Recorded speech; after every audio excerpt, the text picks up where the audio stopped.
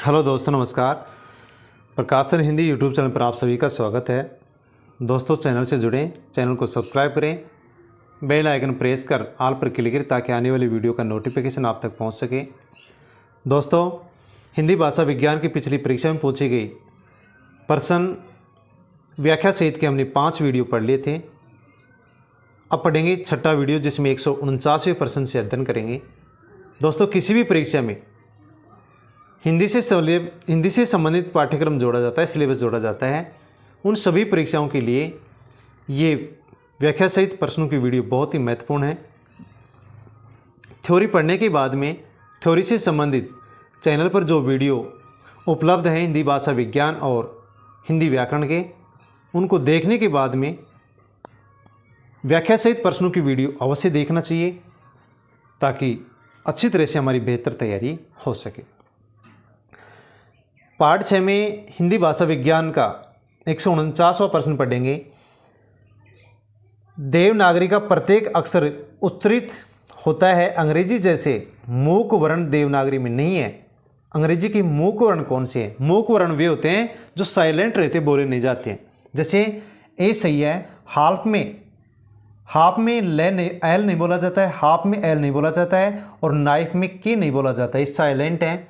ऐसा देवनागरी में नहीं होता है, ऐसा अंग्रेजी में ही होता है। देवनागरी में नहीं होता है, अंग्रेजी की लिपि में होता है। देवनागरी का प्रत्येक अक्षर उच्चरित होता है अंग्रेजी जैसे मूक वर्ण देवनागरी में नहीं है। अंग्रेजी के मूक वर्ण हाफ में एल और नाइफ में के मूक हैं, साइलेंट है, बोले नहीं जाते हैं। निम्न अंकों को क्या कहा जाता है? अंतर्राष्ट्रीय अंक कहा जाता है।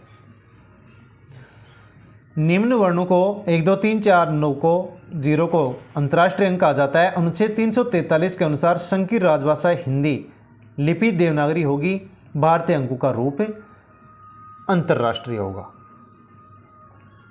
191वां प्रश्न है, भाषा वह साधन है जिसके द्वारा मनुष्य अपने विचार दूसरों पर भली भांति प्रकट कर सकता है। सही उत्तर है सी, कामता प्रसाद गुरु। भाषा वह साधन है जिसके द्वारा मनुष्य अपने विचार दूसरों पर भली भांति प्रकट कर सकता है। ये कथन कामता प्रसाद गुरु का है। भाषा यादृच्छिक ध्वनि प्रतीकों की वह व्यवस्था है जिसके द्वारा एक मानव समुदाय अपनी भाषाओं व विचारों की परस्पर अभिव्यक्ति अथवा संप्रेषण करता है। तो दोस्तों, भाषा के माध्यम से व्यक्ति अपने विचारों को दूसरे के पास पहुंचाता है और दूसरे के विचारों को ग्रहण करता है। भाषा के माध्यम से मनुष्य संप्रेषण कर पाता है। 152वां प्रश्न है, देवनागरी में ए की बाराखड़ी का सुझाव किसने दिया था? सही आंसर है काका कालेलकर ने। देवनागरी लिपि में ए की बाराखड़ी का सुझाव सावरकर बंधुओं के द्वारा दिया गया था, लेकिन विकल्प में सावरकर बंधु नहीं है, तो काका कालेलकर सावरकर बंधुओं से जुड़े हुए थे। इस कारण से इस प्रश्न का सही उत्तर होगा काका कालेलकर। वैसे ए बाराखड़ी का सुझाव दिया था सावरकर बंधुओं ने। काका कालेलकर इस समिति के अध्यक्ष थे। सावरकर बंधुओं से संबंधित जो समिति बनाई गई थी उसके अध्यक्ष काका कालेलकर थे, जिन्होंने ए बाराखड़ी का सुझाव दिया था। प्रश्न संख्या 153, देवनागरी का सर्वप्रथम प्रयोग किसके शिलालेखों में हुआ है? सही आंसर है डी, जय भट्ट। देवनागरी का सर्वप्रथम प्रयोग जय भट्ट के शिलालेख में हुआ है। देवनागरी लिपि की जड़ें प्राचीन ब्राह्मी परिवार में हैं। गुजरात के कुछ शिलालेखों की लिपि जो प्रथम शताब्दी से 4वीं शताब्दी के बीच के हैं, नागरी लिपि से बहुत मेल खाती है। 7वीं शताब्दी और उसके बाद नागरी का प्रयोग लगातार देखा जा सकता है। तो सबसे पहले देवनागरी का प्रयोग जय भट्ट के शिलालेखों में देखने को मिलता है। गुजरात के जो 4वीं और 7वीं शताब्दी के बीच के शिलालेख हैं, उनमें देवनागरी लिपि से संबंधित लिखे हुए विवरण हमें मिलते हैं। 154वां प्रश्न है, निम्न में से कौन सी पूर्वी हिंदी की बोली नहीं है? भोजपुरी नहीं है। अवधी, बघेली, छत्तीसगढ़ी पूर्वी हिंदी उपभाषा की बोली है। दिए गए विकल्प में से भोजपुरी पूर्वी हिंदी की बोली नहीं है। ये मागधी अपभ्रंश के अंतर्गत बिहारी हिंदी की बोली है। पूर्वी हिंदी अर्धमागधी अपभ्रंश के अंतर्गत आती है। इसकी बोली अवधी, बघेली, छत्तीसगढ़ी है।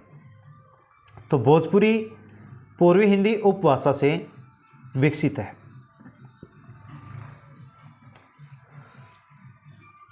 155वां प्रश्न है, मैथिली का प्रयोग क्षेत्र कौन सा नहीं है? मेरठ नहीं है। मैथिली बोली दरभंगा, मुजफ्फरपुर और पूर्णिया में बोली जाती है। मैथिली का प्रयोग मेरठ क्षेत्र नहीं है।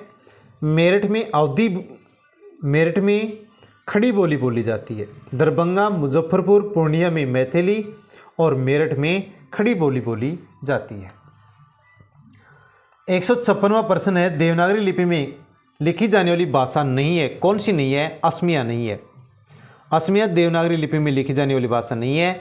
असमिया की लिपि है बंगला और असमिया की प्रमुख बोली है विष्णुपुरिया। संस्कृत, हिंदी, नेपाली की लिपि देवनागरी है। 157वां प्रश्न है, जो भाषा दो या दो से अधिक भाषा भाषियों के बीच संपर्क का काम करती है वह कौन सी भाषा कहलाती है? तो वह संपर्क भाषा कहलाती है। जो भाषा दो या दो से अधिक भाषा भाषियों के बीच संपर्क का काम करती है वह संपर्क भाषा होती है। एक भाषा भाषी जिस भाषा के माध्यम से किसी दूसरी भाषा के बोलने वाले के साथ संपर्क स्थापित कर सके उसे संपर्क भाषा या जनभाषा कहते हैं। तो संपर्क भाषा या जनभाषा किसको कहेंगे? कि एक भाषा वाला व्यक्ति दूसरी भाषा वाले व्यक्ति से यदि संपर्क स्थापित कर लेता है और जिस भाषा के माध्यम से संपर्क स्थापित होता है उस भाषा को इस संपर्क भाषा या जनभाषा कहते हैं। 158वां प्रश्न है, देवनागरी लिपि के विकास में जय गय क आदि ध्वनियाँ वर्ण कहाँ से आए हैं? तो सही उत्तर है संस्कृत भाषा से। देवनागरी लिपि के विकास में जय गय क आदि ध्वनियाँ वर्ण संस्कृत से आई हैं। 159वां प्रश्न है, दक्षिणी राजस्थानी की प्रतिनिधि बोली कौन सी है? तो वह है मालवी। दक्षिणी राजस्थान की प्रतिनिधि बोली मालवी है।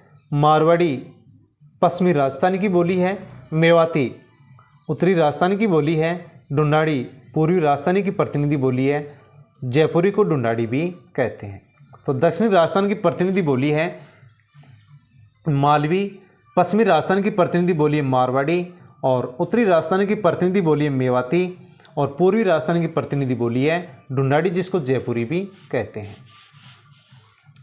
अगला प्रश्न पढ़ते हैं 160वां। निम्न में से कौन सा हाड़ौती बोली का क्षेत्र नहीं है? तो कोटा, बूंदी, झालावाड़ है, धौलपुर नहीं है। धौलपुर हाड़ौती बोली का क्षेत्र नहीं है बल्कि धौलपुर मेवाती बोली का क्षेत्र है। इसके अंतर्गत आने वाले क्षेत्र अलवर, भरतपुर, करौली आदि हैं। कोटा, बूंदी, झालावाड़ हाड़ौती बोली के क्षेत्र हैं। तो हाड़ौती बोली कोटा, बूंदी, झालावाड़ में बोली जाती है और धौलपुर में मेवाती बोली बोली जाती है। 161वां प्रश्न, निम्नलिखित में से मानक हिंदी का आदर्श एवं मानक क्षेत्र कौन सा है? तो सही उत्तर है मेरठ। दिए गए विकल्पों में मेरठ मानक हिंदी का आदर्श एवं मानक क्षेत्र है। शेष हिंदी भाषा क्षेत्र है।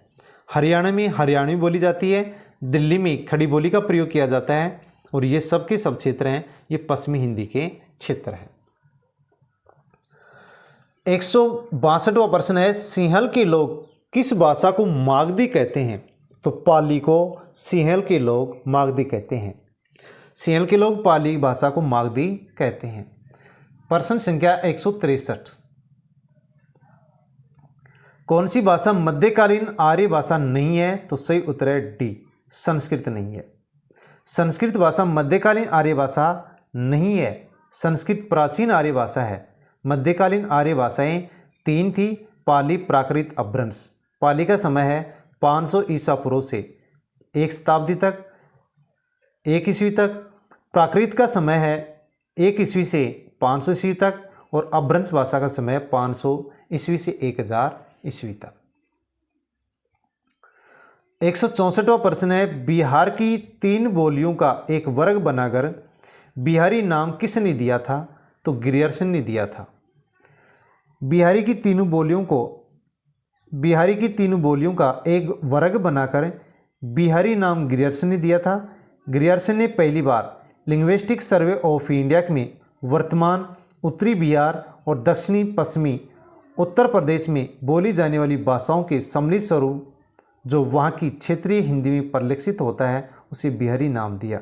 तो बिहार की बोलियों को संकुल रूप से बिहारी भाषा कहने वाले थे ग्रियर्सन। 165वां प्रश्न है, डॉक्टर ग्रियर्सन ने राजस्थानी बोलियों को कितने वर्गों में रखा था? तो सही उत्तर है सी 5। राजस्थानी को 5 वर्गों में डॉक्टर ग्रियर्सन ने रखा था, जो कि इस प्रकार से हैं। ग्रियर्सन ने राजस्थानी की 5 भेद किए थे। पश्चिमी राजस्थानी की बोलियां हैं मारवाड़ी, उसकी उबोलियां। उत्तरी पूर्वी राजस्थानी की बोली है मेवाती तथा अहिरवाटी बोली। मध्य पूर्वी राजस्थानी की बोली है ढूंढाड़ी, उसकी बोलियां। और दक्षिणी पूर्वी राजस्थानी की बोलियां हैं मालवी और रांगड़ी। और दक्षिणी राजस्थानी की बोली है निमाड़ी व मेवाड़ी। तो ग्रियर्सन ने राजस्थानी की बोलियों को 5 भागों में बांटा था। 166वां प्रश्न है कि पश्चिमी हिंदी उपभाषा वर्ग में नहीं है, कौन सी बोली नहीं है? सी बघेली नहीं है। बघेली पश्चिमी हिंदी उपभाषा वर्ग में नहीं है। पश्चिमी हिंदी उपभाषा वर्ग के अंतर्गत कोरवी खड़ी बोली है, हरियाणवी, कन्नौजी, ब्रज, बुंदेली बोली आती हैं, जबकि बघेली, अवधी, छत्तीसगढ़ी पूर्वी हिंदी वर्ग में आती हैं। तो पूर्वी हिंदी उपभाषा की 3 बोली है, अवधी, बघेली, छत्तीसगढ़ी।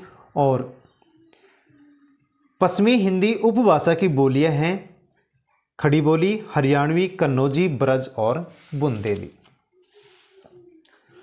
167वां प्रश्न है 167वां प्रश्न है, पश्चिमी सीमा की मगही किससे प्रभावित है?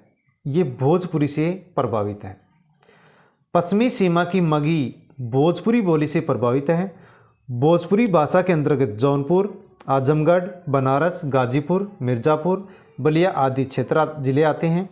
मगही की पश्चिमी सीमा के अंतर्गत बक्सर, सिवान, सारण इत्यादि क्षेत्र आते हैं। 168वां प्रश्न है, आर्य परिवार की भाषाओं का वर्गीकरण ध्वनियों के आधार पर करने की इच्छा सबसे पहले किस विद्वान ने सुझाई थी? सही उत्तर है ए अस्कोली ने। आर्य परिवार की भाषाओं का वर्गीकरण ध्वनियों के आधार पर करने की चेष्टा सबसे पहले अस्कोली नामक विद्वान ने सुझाया था। अस्कोली महोदय ने 100 की संख्या के आधार पर सत्तम और केंटुम नाम से बारोपी परिवार के 2 भागों में विभाजित किया था। यानी आर्य परिवार की भाषाओं का वर्गीकरण ध्वनि के आधार पर सबसे पहले अस्कोली ने किया था। और अस्कोली महोदय ने बारोपीय परिवार में 100 की संख्या थी, इस कारण से बारोपीय परिवार के 2 भेद बताए थे, सत्तम और केंटुम। 169वां प्रश्न है, भाट भाषा किसे कहते हैं? तो सही उत्तर है डी, डिंगल भाषा को भाट भाषा कहते हैं। वैसे डिंगल और पिंगल भाषा नहीं है, शैलियाँ थी। भाट भाषा डिंगल भाषा को कहते हैं। डिंगल भाषा राजस्थानी प्लस अभ्रंश से मिलकर बना है, जबकि पिंगल भाषा ब्रज भाषा और अभ्रंश से मिलकर के बना है।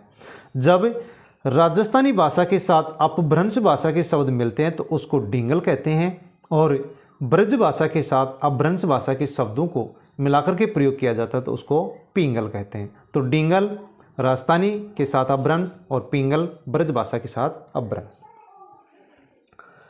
117वां प्रश्न है, भाषा के संदर्भ में कौन सा कथन गलत है? तो सी गलत है। भाषा में प्रयुक्त शब्दों तथा उनके अर्थ का संबंध प्राकृतिक है, गलत है। भाषा व्यवहार सामाजिक है, सही है। भाषा अनुकरण से सीखी जाती है, सही है। भाषा प्रतीक व्यवस्था है, सही है। तो भाषा दोस्तों अनुकरण से सीखी जाती है। भाषा का अध्ययन करने से, बार बार अध्ययन करने से भाषा में पारंगतता आ जाती है। भाषा के संबंध में भाषा में प्रयुक्त शब्दों तथा उनके अर्थ का संबंध प्राकृतिक नहीं होता, ये गलत है। भाषा प्रतीक व्यवस्था है, भाषा अनुकरण से सीखी जाती है, भाषा व्यवहार सामाजिक है, ये सभी कथन भाषा के संबंध में सही है। प्रश्न पढ़ेंगे 171वां, भारतीय संविधान के किस अनुच्छेद में अष्टम सूची के अंतर्गत भारतीय भाषाओं की व्यवस्था की गई है? तो इसका सही उत्तर है डी, अनुच्छेद 351 में। भारतीय संविधान के अनुच्छेद 351 में 8वीं सूची के अंतर्गत भारतीय भाषाओं की व्यवस्था की गई है। अनुच्छेद 343 में संघ की राजभाषा हिंदी, लिपि देवनागरी।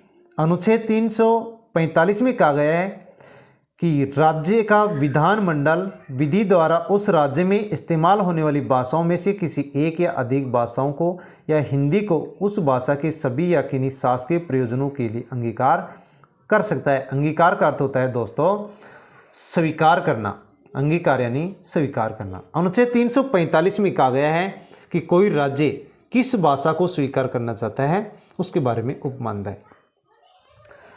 जब तक ऐसा नहीं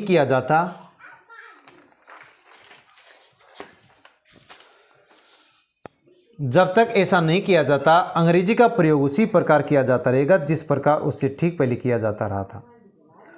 अनुच्छेद 349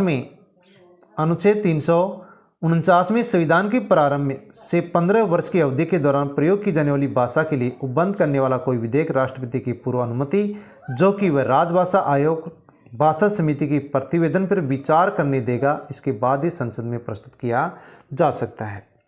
तो अनुच्छेद 349 में 15 वर्षों की अंग्रेजी की अवधि के बारे में प्रावधान है। 172वां प्रश्न है, जनु लेनिहार ने लेही जीव हरही तरासही ताई, इतने बोल आव मुख करे तराही तराही। ये कौन सी भाषा की पंक्ति है? तो सही उत्तर है ई, अवधी भाषा की। ये उपयुक्त पंक्तियां अवधी भाषा की हैं।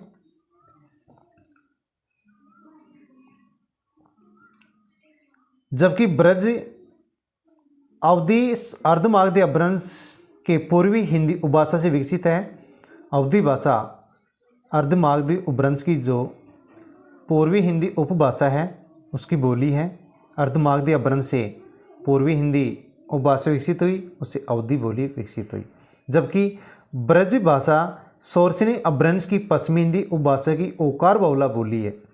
सोरसनी अपभ्रंश से पश्चिमी हिंदी उपभाषा विकसित हुई, उससे ब्रज भाषा विकसित हुई और ब्रज भाषा ओकार बहुला बोली है। भोजपुरी एवं मैथिली मागधी अपभ्रंश की बिहारी हिंदी उपभाषा की बोली है। भोजपुरी, मैथिली और मगही ये मागधी अपभ्रंश की बिहारी उपभाषा की बोलियां हैं। अपभ्रंश के अंतर्गत सोरसनी, अर्धमागधी, मागधी, पैसाची, ब्राचड़ एवं महाराष्ट्री ये उपभाषाएं थी। प्रश्न संख्या 173, ईश्वरी किस बोली के लोक कवि हैं? तो सही उत्तर है डी, बुंदेली के। ईश्वरी बुंदेली बोली के प्रमुख लोक कवि हैं। बुंदेलखंड में बोली जाने वाली बुंदेली का क्षेत्र झांसी, जालौन, हमीरपुर, ओरछा, भोपाल, सागर, होशंगाबाद जिलों तक फैला है। इस प्रकार दक्षिणी उत्तर प्रदेश, मध्य प्रदेश का मध्य भाग इस बोली के क्षेत्र में समाविष्ट है। किंतु बुंदेली में साहित्य रचना बहुत कम हुई है। लाल कवि ने छत्र प्रकाश की रचना बुंदेली में की थी। तो दोस्तों बुंदेली भाषा में, बुंदेली बोली में बहुत ही कम साहित्य की रचना हो पाई है। छत्र प्रकाश रचना जो कि लाल कवि के द्वारा रचित थी, ये बुंदेली भाषा में लिखी गई है। तो छत्र प्रकाश लाल कवि के द्वारा बुंदेली भाषा में रची गई है। 174वां प्रश्न, मेरठ, सहारनपुर, बिजनौर किस बोली के क्षेत्र में आते हैं? सही उत्तर है खड़ी बोली। मेरठ, रामपुर खड़ी बोली का क्षेत्र है। मेरठ, रामपुर, मुरादाबाद, मुजफ्फरनगर, गाजियाबाद, सहारनपुर, बिजनौर खड़ी बोली भाषा के क्षेत्र हैं। जबकि आगरा, मथुरा ब्रज भाषा के क्षेत्र हैं। इटावा, हरदोई, कानपुर, फर्रुखाबाद, पीलीभीत कन्नौजी बोली के क्षेत्र हैं। इलाहाबाद, रायबरेली, सीतापुर, बहराइच, गोंडा, फैजाबाद, सुल्तानपुर ये अवधी बोली के क्षेत्र हैं। अगला प्रश्न है 175, इनमें से किस बोली में ने का प्रयोग नहीं होता है? तो अवधी बोली में ने का प्रयोग नहीं होता है। अवधी बोली में ने का प्रयोग नहीं होता है। जबकि कोरवी, जिसको खड़ी बोली भी कहते हैं, कोरवी, हरियाणवी और मालवी में ने का प्रयोग किया जाता है, लेकिन अवधी में ने का प्रयोग नहीं किया जाता है। अवधी बोली का विकास अर्धमागधी अपभ्रंश से जन्मी पूर्वी हिंदी से हुआ है। इसके अंतर्गत 3 बोली आती हैं, अवधी, बघेली, छत्तीसगढ़ी। अर्धमागधी अपभ्रंश से पूर्वी हिंदी उपभाषा विकसित हुई और पूर्वी हिंदी उपभाषा की 3 बोलियां हैं, अवधी, बघेली, छत्तीसगढ़ी। अगला प्रश्न पढ़ते हैं 176वां प्रश्न, पावरी इनमें से किस बोली से संबंधित है? सही उत्तर है सी, बुंदेली से। पावरी बुंदेलीखंड क्षेत्र में बोली जाने वाली बुंदेली की एक बोली है जो कि ग्वालियर मध्य प्रदेश के उत्तर पूर्व में स्थित दतिया और उसके आसपास क्षेत्र में बोली जाती है। अगला प्रश्न है, शासकीय प्रयोजनों के लिए राजभाषा अधिनियम 1976 कौन से प्रदेश पर लागू नहीं होगा? तो बी, तमिलनाडु पर लागू नहीं होगा। शासकीय प्रयोजनों के लिए राजभाषा अधिनियम 1976 तमिलनाडु प्रदेश पर लागू नहीं होगा, जबकि मणिपुर, आंध्र प्रदेश, महाराष्ट्र पर लागू होगा। 178वां प्रश्न है, संविधान की 8वीं अनुसूची में परिगणित 22 भाषाओं में से कौन सी भाषा का उल्लेख इनमें से नहीं किया गया है? तो ए, अंग्रेजी का संविधान की 8वीं अनुसूची में उल्लेख नहीं है। संविधान की 8वीं अनुसूची में परिगणित 22 भाषाओं में अंग्रेजी भाषा का उल्लेख नहीं है। उनमें कोंकणी, पंजाबी, संस्कृत भाषा का 8वीं अनुसूची में उल्लेख है। प्रश्न संख्या 179, संविधान का कौन सा अनुच्छेद कहता है कि राज्य और केंद्र के बीच तथा दो राज्यों के बीच पत्राधीश संघ की राजभाषा में जाएगा? कौन सी भाषा में जाएगा, उसका उल्लेख कौन से अनुच्छेद में किया गया है? तो सही उत्तर है सी, 346 में। अनुच्छेद 346 कहता है कि राज्य और केंद्र के बीच तथा दो राज्यों के बीच पत्राधीश संघ की राजभाषा में जाएगा। अनुच्छेद 345 किसी राज्य का विधानमंडल विधि द्वारा उस राज्य में इस्तेमाल होने वाली भाषाओं में से किसी एक या अधिक भाषाओं का या हिंदी को उस राज्य के सभी या किन्हीं शासकीय प्रयोजनों के लिए अंगीकार कर सकता है, स्वीकार कर सकता है। जब तक ऐसा नहीं किया जाता, अंग्रेजी का प्रयोग उसी प्रकार किया जाता रहेगा जिस प्रकार उससे ठीक पहले किया जाता था। तो अनुच्छेद 346 में कहा गया है कि किसी राज्य और केंद्र के बीच में या एक राज्य दूसरे राज्य के बीच में राजभाषा के अंदर पत्र व्यवहार करेगा। अनुच्छेद 345 में कहा गया है कि विधानमंडल विधि द्वारा जिस भाषा का प्रावधान किया गया है उसको स्वीकार करना पड़ेगा, या फिर इसके अलावा खुद भी किसी भाषा को स्वीकार करके पत्र व्यवहार कर सकते हैं।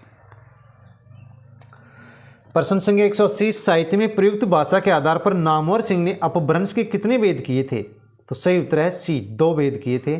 साहित्य में प्रयुक्त भाषा के आधार पर नामवर सिंह ने अपभ्रंश के 2 भेद किए थे, पूर्वी अपभ्रंश और पश्चिमी अपभ्रंश। पूर्वी अपभ्रंश, पश्चिमी अपभ्रंश, अपभ्रंश के 2 भेद नामवर सिंह ने किए थे। 181वां प्रश्न है, मसूद हसन खां किस बोली को मानक हिंदी खड़ी बोली का आधार मानते हैं? तो इसका सही उत्तर है डी, हरियाणवी को। मसूद हसन खां हरियाणवी बोली को मानक हिंदी खड़ी बोली का आधार मानते हैं।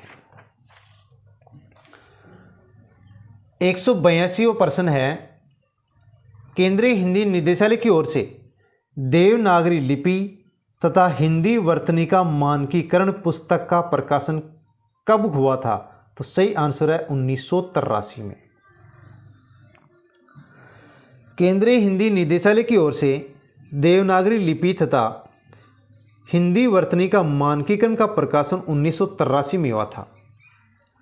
तो केंद्रीय हिंदी निदेशालय ने देवनागरी लिपि तथा हिंदी वर्तनी का मानकीकरण नामक ग्रंथ का प्रकाशन 1983 में किया था।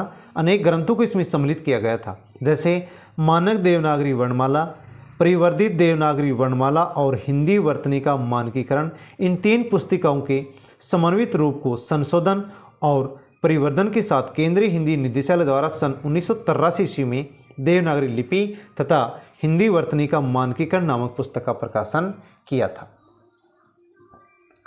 प्रश्न संख्या 183, भारतीय संविधान ने अंकों के किस रूप को स्वीकार किया है? तो सही उत्तर है बी, भारतीय अंकों के अंतर्राष्ट्रीय रूप को भारतीय संविधान में स्वीकार किया गया है। भारतीय संविधान ने भारतीय अंकों के अंतर्राष्ट्रीय रूप को स्वीकार किया है। अनुच्छेद 343 में उल्लेख किया गया है कि संघ की राजभाषा हिंदी, लिपि देवनागरी होगी। अंकों का प्रयोग वही रहेगा जो अंतर्राष्ट्रीय स्तर पर प्रचलित है। 184वां प्रश्न, वी भाषा से आशय है? सही उत्तर है सी, एक प्रांत की बोली। एक प्रांत की बोली को ही वी भाषा कहते हैं। प्रश्नोक्त विकल्प के अनुसार एक प्रांत की बोली को विभाषा कहा जाता है। विभाषा का क्षेत्र बोली की अपेक्षा अधिक विस्तृत होता है। ये एक प्रांत या उपप्रांत में प्रचलित होती है। इसमें साहित्यिक रचनाएं भी प्राप्त होती हैं। अवधी, ब्रजभाषा, खड़ी बोली, भोजपुरी, मैथिली आदि हिंदी की प्रमुख विभाषाएं हैं।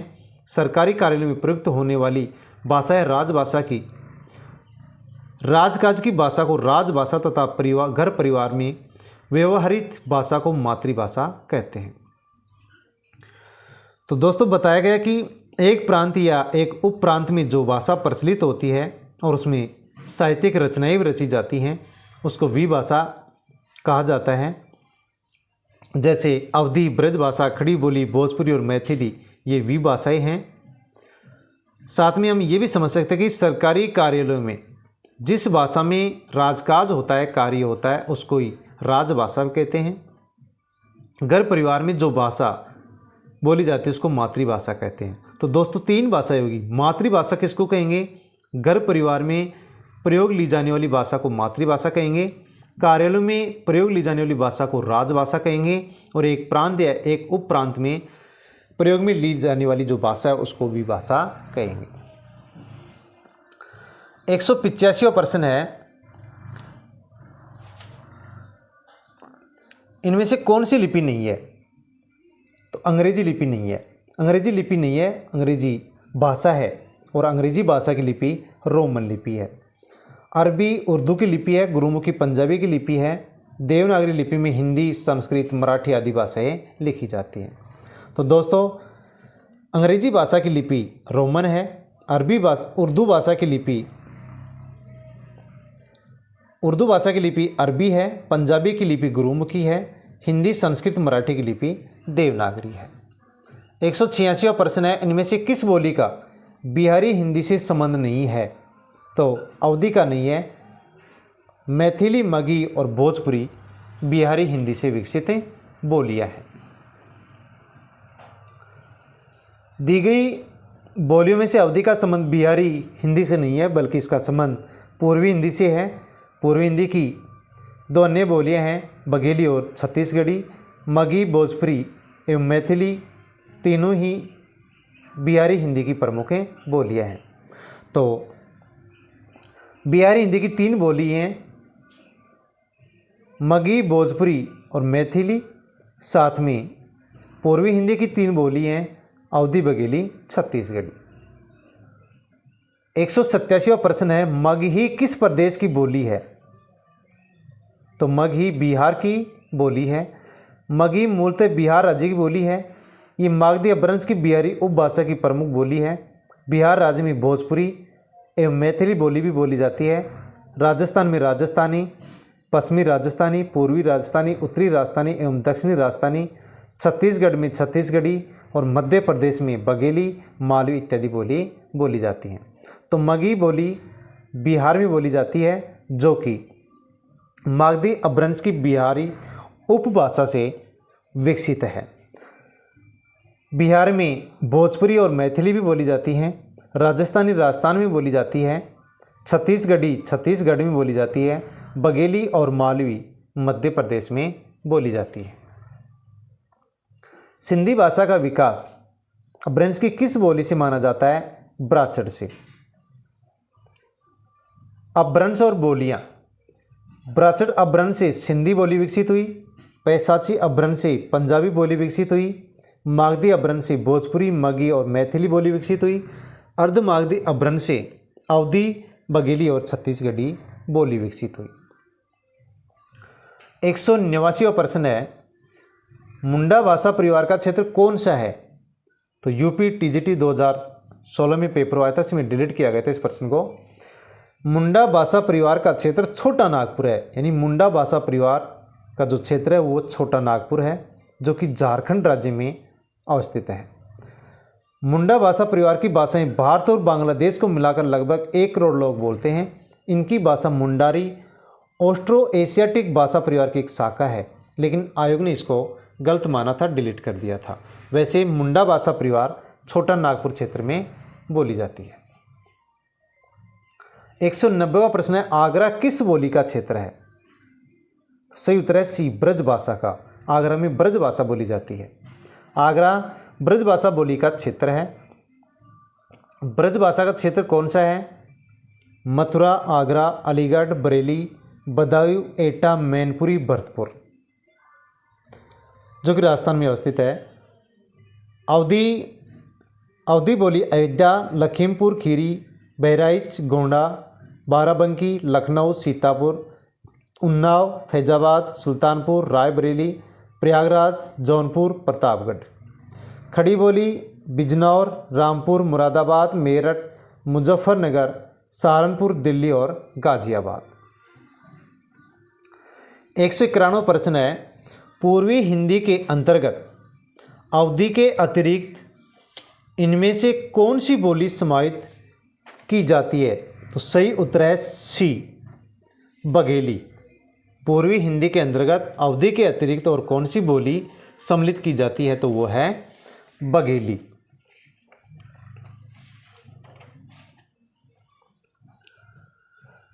पूर्वी हिंदी के अंतर्गत अवधी के अतिरिक्त इनमें से बघेली बोली समाहित की जाती है। यह अर्धमागधी अपभ्रंश के अंतर्गत पूर्वी हिंदी उपभाषा की बोली है। इसमें अवधी, बघेली, छत्तीसगढ़ी आती हैं। तो अर्धमागधी अपभ्रंश से पूर्वी हिंदी उपभाषा विकसित हुई। पूर्वी हिंदी उपभाषा की 3 बोलियां हैं, अवधी, बघेली, छत्तीसगढ़ी। कन्नौजी बोली पश्चिमी हिंदी उपभाषा के अंतर्गत सोरचनी अपभ्रंश से विकसित हुई। सोरचनी अपभ्रंश से पश्चिमी हिंदी उपभाषा विकसित हुई, जिसकी एक प्रमुख बोली है कन्नौजी। सोरचनी अपभ्रंश के अंतर्गत ब्रज, कन्नौजी, बुंदेली, हरियाणवी खड़ी बोली आती हैं। मारवाड़ी राजस्थानी भाषा की बोली है। सोरचनी अपभ्रंश के अंतर्गत पश्चिमी हिंदी की बोलियां हैं ब्रज, कन्नौजी, बुंदेली, हरियाणवी और खड़ी बोली। मारवाड़ी बोली राजस्थानी भाषा की बोली है। तो दोस्तों, इस पाठ में हमने 191 प्रश्न पढ़े। दोस्तों, थ्योरी की वीडियो देखने के बाद में पिछली परीक्षा में पूछे गए प्रश्नों की व्याख्या सहित जो वीडियोज़ हैं उनको अवश्य देखें। किसी भी परीक्षा में हिंदी का सिलेबस जोड़ा जाता है, उनके लिए थ्योरी के और ये पिछली परीक्षाओं की व्याख्या सहित प्रश्नों की वीडियोज़ बहुत ही उपयोगी हैं, जो कि चैनल पर प्लेलिस्ट के रूप में उपलब्ध हैं। क्रम से सीरियल के माध्यम से इन वीडियोज़ को देखें ताकि तैयारी बेहतर हो सके।